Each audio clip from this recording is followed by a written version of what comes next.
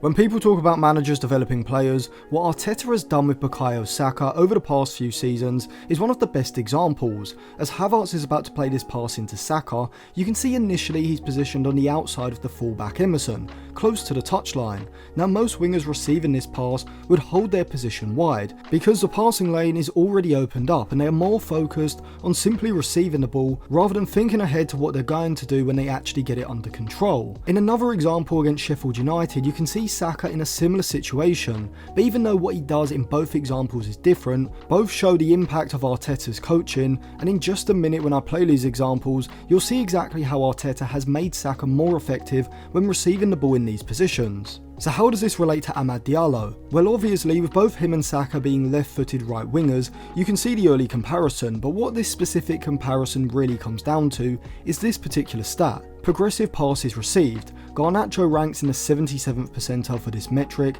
when compared against every other attacking midfielder and winger in the Premier League this season, with Rashford ranking in just the 50th percentile. Meanwhile, Saka ranks in the 99th, the top 1%. But what exactly is the reason for this? Well, before I break it down, if you like me are a fan of retro jerseys, then head over to Jersey FIFA. You can check out all their Manchester United shirts through the 90s and 2000s, as well as other club and international sites as well. If you use code Atlantis at checkout, you'll get a discount. A link will be in my Instagram bio, which will be linked in the description. Now, people may say that the reason Saka ranks highly for this metric is purely down to the fact that Saka is playing in a more possession dominant side with Arteta's Arsenal, and whilst of course this is certainly a factor, it's not the main reason as to why Saka ranks so highly for this metric, and it actually comes down to his movement and his disguise, which if you've watched the Arsenal Amazon documentary, you'll know is something that Arteta himself taught Saka how to do. But before I tell you exactly what this piece of movement is, and how Amad and Garnacho as well can incorporate it into their games, what is the significance? Well, it's pretty simple. The more passes, particularly progressive passes,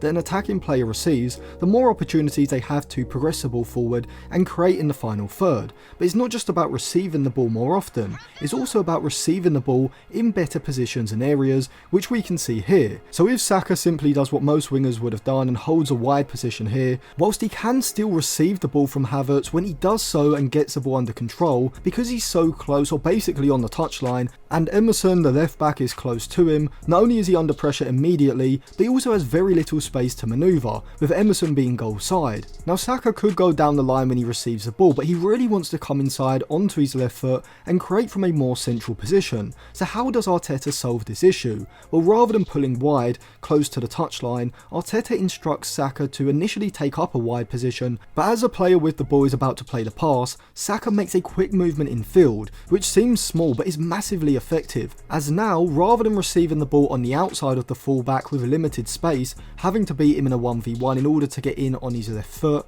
Saka can now receive the ball running on the inside of the fullback, which means that rather than having to beat Emerson with quick feet and a drop of a shoulder, Saka now just has to take the ball in his stride and drive into the half space on his inside, taking him into a central position on the edge of the box. Now this can't always be done obviously. If the fullback isn't close to Amad, Saka or Garnacho, whoever the winger is, as they're about to receive the ball in the touchline, then making this movement inside is going to close off a passing lane, because the fullback's narrow positioning is going to allow them to react and stop the winger being able to get goal side and receive the ball. Also, if one of West Ham's deeper central midfielders had dropped off slightly deeper, the space on the inside wouldn't have opened up, and so even if Saka's movement did take him on the inside of the fullback, the West Ham central midfielder can shuttle across to halt Saka's run towards the edge of the box. However, it's not just coming on the inside where Saka is effective. In this example, Ben Osborne, the Sheffield United fullback, unlike Emerson for West Ham, seems to be somewhat aware of Saka's want to take a touch to bring him on the inside, and so you can see that his balance is shifted onto his right side as the pass has been played from Ben White up to Saka higher up the flank. But despite Osborne anticipating Saka's movement in field, Saka has so much variety in his game, and so because of the initial movement that Arteta taught him in order to receive the ball on the inside of the fullback, Saka can now take advantage of Osborne's overcompensating, trying to stop this happening, and so instead of just controlling the ball and standing Osborne up, Saka instead shapes like he's going to do this before opening his body, allowing the ball to roll across him, before then with one touch he's able to knock the ball down the outside of Osborne, racing beyond the fullback and leaving him for dead and progressing the ball into the final third. But to be fair, I'm not sure if Amad has the pace to be the same sort of threat down the outside as Saka, although I do think that against most defenders in the Premier League he would be able to have success from this sort of move. But I think Ahmad's signature move could become that inside run, receiving the ball on the inside of the fullback. However, this is where it comes down to the manager or head coach to develop attacking patterns of play in the middle to get the ball into Ahmad in these kind of situations. So how would I do this? Well, let's look ahead to next season. I've brought back Martinez and Shaw, Todibo and Palacios have been signed, but the front four is still the same. But really, if you were to take out Todibo for Maguire and Palacios for Amrabat, I still think this is a viable pattern of play that United could use. So the setup initially is a 2-4-4 in the middle third, and maybe when rehearsing and training there's some sort of signal, such as the right-sided centre-back putting his studs on the ball, in order to indicate what routine is coming, wherefrom he can shift the ball to the other centre-back simply to keep the opposition moving, but as the pass gets played back across to the centre-back, Todibo in this example, the right-back Dalot is going to open up the space wide of Todibo by making a facilitating run forward down the line, dragging the opposition's left-sided midfielder deep and allowing Palacios to drop into that space between Todibo and Dalot. Now most of the time the opposition's central midfielder is not going to want to follow United's central midfielder into such a deep position and vacate that space in the centre of the pitch, and therefore he's not going to be able to apply pressure to Palacios or whichever central midfielder drops into this position for United.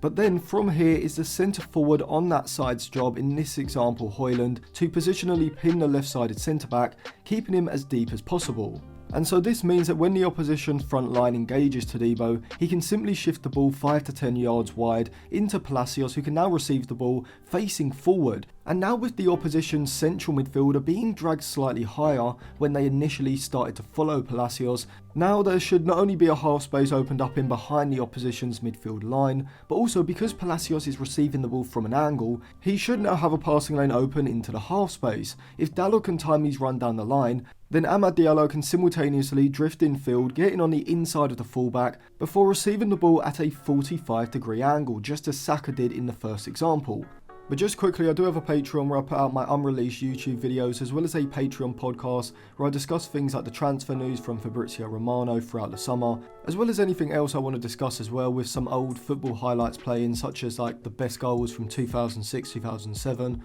or something like that. I also upload my scripts and articles to Patreon, which you can get for free. You just need a Patreon account. But you can also get a 7-day free trial. Any support would be massively appreciated. A link will be in the description below. From where he now has 2 or 3 options in order to create the chance depending on the movement ahead of him. From here, I think Højlund needs to spin to the opposite side where Amad wants to run with the ball. So with Amad running from right to left, Højlund would make a curved run to the right side of the centre-back, as if the centre-back follows Højlund deep. This will open up space in front of him for Amad to run into, and if the centre-back chooses to push up to close Amad down, now Højlund is free, running in behind him. And on his left foot, you'd expect Amad to be able to find that through ball in order to create the 1v1 chance for Højlund. But if the centre-back drops off and cuts the through ball into Højlund, Amad can now explore the options on the left side. From this position, Bruno Fernandes needs to hold a position between the lines to force the left-sided centre-back to push up slightly higher out of the back line, which should open up space for Garnacho on his outside to make a diagonal run into. From here, Amad can opt for a 1-2 with Bruno Fernandes, a threaded through ball freeing Garnacho, or continue to carry the ball towards the box, and this was all created with a set pattern of play. If you have 5 or 6 of these attacking patterns that you can practice each week in training, maybe tweaking or prioritising certain patterns of play for certain oppositions, then your players fairly quickly are going to be able to make their movements at the right time without any hesitation, as though it's second nature. When the centre-back or goalkeeper or whoever it is gives a signal, this is not just a signal for the midfield double pivot and the fullbacks to switch on, but the winger on that side, Amad in this example, to start to make a slow jog to get on the inside of the fullback before using a quick burst of acceleration when Palacios receives possession. Højlund knows that he has to positionally pin the right-sided centre-back and provide the run behind down the right side when Amad comes inside, with Bruno Fernandes holding his position in the half space and the winger on the far side slowly taking up a position on the inside of his fullback before bursting into the space in behind when Amad is in a position to play the through ball. So let me know what you thought of my tactical pattern of play and my idea of using that movement from the flank to get the best out of Amad Diallo in the comment section, and check the description for more videos as well.